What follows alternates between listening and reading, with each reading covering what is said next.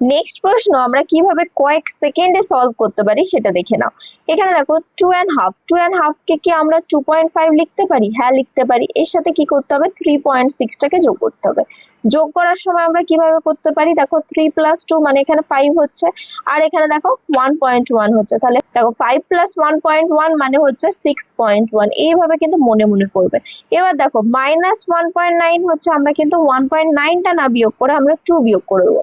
2 বিয়োগ করলে কত হচ্ছে? 4.1। দেখো আমাদের 1.9 বিয়োগ করার কথা ছিল, মানে 0.1 বেশি বিয়োগ করে দিয়েছি, সেই 0.1 টা আমরা অ্যাডজাস্ট করে দেবো যোগ করে দিয়ে, তাহলে 4.2 হয়ে যাচ্ছে কারেক্ট আনসার। আমরা কিন্তু এক্সামে এইভাবেই ট্র্যাকেল করব এই সমস্ত প্রশ্ন। তোমরা যদি এরকম কনসেপ্ট সহ শর্ট ট্রিক দ্বারা কিভাবে পরীক্ষার খাতায় কয়েক সেকেন্ডে উত্তর করতে পারবে সেগুলো শিখে নিতে চাও, তাহলে অবশ্যই যুক্ত হও গণিত বিজয়ের সাথে। দেখা হচ্ছে পরবর্তী ক্লাসে আরো এরকম অসাধারণ ট্রিক্স নিয়ে। সঙ্গে থাকো, শিখতে থাকো।